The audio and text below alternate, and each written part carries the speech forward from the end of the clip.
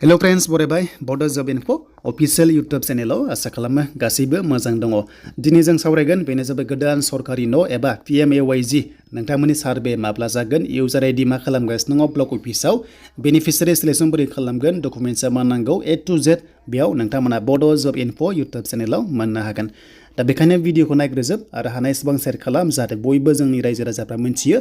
गोबांथार भिडिअ नोंथांमोना फेक भिडिअ मोनो जे गोदान न' जाबाय बा नोंथांमोननि गुबुन गुबुन स्किम फैबाय बा टटेलि खायसे नंखाय आरो खायसे नंगौबो। दा जों नंगौखौ डिसकास खालामगोन जे PMAYG आवहाय मा दासान्दि सोलिगासिनो दङ। स' दायो जों फैखाबाय अफिशियल साइटआव आरो बेयाव फैनाय लोगो लोगो नोंथांमोननि PMAYG नि गुबै मुङा जाबाय नोंथांमोननिया प्रधान मन्त्रि आवास योजना ग्रामीण होनना बुंनाय जायो एबा ग्रामीण ओनसोलाव नोंथांमोननो बे न'खौ होनाय जायो। आरो बे डिपार्टमेन्टखौ नायोबा मोनदों नोंथांमोना ministry of rural development government of India. स' बेनिफ्राय बेखौ हरनाय जायो। देन नोंथांमोना A to Z मोनथिनांगोन, क्लियार जानांगोन। आवास प्लास 2024 सार्भे बेयाव मोनदों नै। थ' बेबायदि सार्भे खालामनांगोन आरो सार्भे खालामनाय लोगो लोगोसो नोंथांमोनाव आइडिया एक्टिभ जागोन आरो नोंथांमोना मा न'खौ मोननो हायो आरो। दा मोनसे बाथ्रा, खायसेया आइडि दंखायो सिगांनि आरो खायसे आइडि गैया। आइडि गैयाबाबो जेबो नङा, नोंथांमोनखौ सार्भे खालामनानै आइडि नोंथांमोननो जेनेरेट खालामना होनाय जागोन। दा बेखौ सोर खालामगोन बेखौ जों मोनथिनांगोन। दा नायदो नैबाव मोनसे वार्ड नुदों नोंथांमोना सार्भेयर। थ' सार्भेयर खालामनाय जायो मोनसे अफिसनिफ्राय सार्भेयर होनाय जायो। दा हमना ला दासान्दि आङो ब्लक अफिसाव एंगेज जागासिनो दङ। बे ब्लक अफिसनि गेजेराव गोबांथार माखासे साख्रि मावग्रा पस्ट थायो, जेरै इन्जिनियार थाबाय, देन बेनिफ्राय हमना ला GRS थाबाय, थ' बेनिफ्राय जोंहा GPC थाबाय। स' बिथांमोननि नामाव मोनसे आइडि होनाय जागोन। अके, माने जायनोखि सार्भेयर, थ' बिथांमोना सार्भे खालामग्रा नालाय सार्भेयर खालामनानै होगोन। बेनो जाबाय आइडि, मोनसे इउजार आइडि क्रिएट खालामनो हागोन। आरो बै इउजार आइडिया दासिमबो फैथ'वाखै, माने सासे हमना ला GPC नि थाखाय इउजार आइडि होनाय जागोन। बे इउजार आइडिजोंसो बिथाङा जिअ'टेग खालामगोन। अके, जिअ'टेग खालामनानै माने फट' खेबनानै आइडिखौहाय क्रिएट खालामनो हागोन आरो एक्टिभ खालामनो हागोन बेनिफिशियारिनो। होमबासो नोंनावहाय मा न'आ सेंसन जानाय चान्सआ थायो आरो। स' बेखायनो बे आइडिया दासिमबो इउजार आइडि सार्भेयरनि थाखाय, नैबे सार्भेयरनि थाखाय बियो दासिमबो फैथ'वाखै एक्टिभ जानानै। बे फैगोन एक्टिभ जानानै गोजौ लेभेलनिफ्राय मिनिस्ट्रि लेभेलनिफ्राय फैगोन आरो जेब्ला फैयो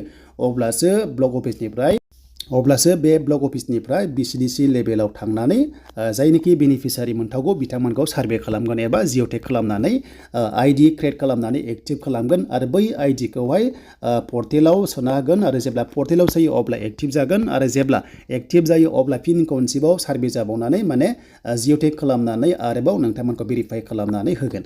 दा बे भेरिफाइ खालामनो थाखाय नोंथांमोना बै समाव मा डकुमेन्ट्स थानांगौ, बेनो जाबाय आधार कार्डआ कम्पालसरि थाथारनांगोन, बेनिफ्राय बेंकजों बियो लिंक जाथारनांगोन। अके, होमबासो नोंथांमोननि डिमान्ड होनाय फैसाया एबा न'नि किस्तिया हाबनाय जागोन। जेरै खनथाम सोयोबा खनथाम किस्तिया हाबगोन आरो।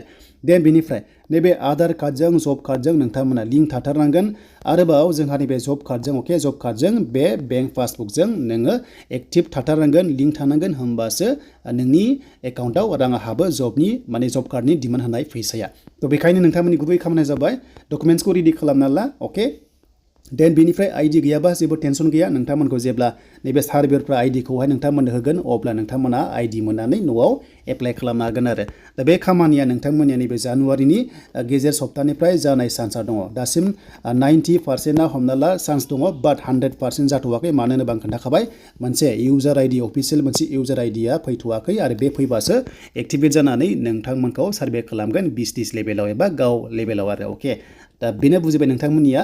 दा बेखायनो रेडि जानानै थाबानो जाबाय, गासैबो नोंथांमोना क्लियार जाबाय। दा मोनसे बाथ्रा, गोबांथार माने अनलाइन दखानाव खालामा होनना बुंदों। नोंथांमोना बे अनलाइनावहाय खालामदोंना, बे गासैबो टटेलि फेक। बे जाबाय न' PMAYG नि बियो एप्लाइ नङा। बे मोनसे ग्रेभेन्ससो, जायनोखि ग्रेभेन्सजोंहाय माने न'नि बोरै एप्लाइ खालामनांगौ बेखौहाय साजेसन नोंथांमोना बे पर्टेलाव लानो हायो, बाट डाइरेक्ट न' मोना। स' बेनिफ्राय साजेसन लाबाय नालाय एन्सारा फैबाय जे नोंनि प्रसेसखौ आं दहाय खोन्थानाय बायदि खोन्थाबाय नालाय, थ' बिथांमोना खोन्थाना होयो एन्ड बेनिफ्राय नोंनाव कलबो फैनो हागौ आरो। अके, गोजौ लेभेलनिफ्राय कलबो फैनो हागौ न' मोनदों ना मोनाखै होननानै। नाथाय प्रसेसखौसो खोन्थागोन जे आं दहाय जि खोन्थादों बेखौसो प्रसेसखौ नोंथांमोननो खोन्थागोन आरो। दा बुजिबाय नोंथांमोननिया। जेब्ला न'आ गोदान जायो अब्ला सार्भे जायोबा नोंथांमोना भिडिअ मोनगोन। Bodojobinfo यूट्यूब चेनेलाव नोंथांमोना कानेक्सन थाबाय था, नोंथांमोना भिडिअ नायबाय था, आपडेट नायबाय था, अब्ला नोंथांमोना जेब्ला ओंखारो अब्ला गासैबो डिटेल्सखौ मोनगोन एन्ड बेनिफ्राय स्किम ओंखारबाबो नोंथांमोना मोनगोन। अरेन'दय हमना ला 3.0आ जोंनि BTC आव जाथ'वाखै, गोदान फर्म फैथ'वाखै। जेब्ला जायो नोंथांमोना चेनेलाव आपडेट मोननो हागोन।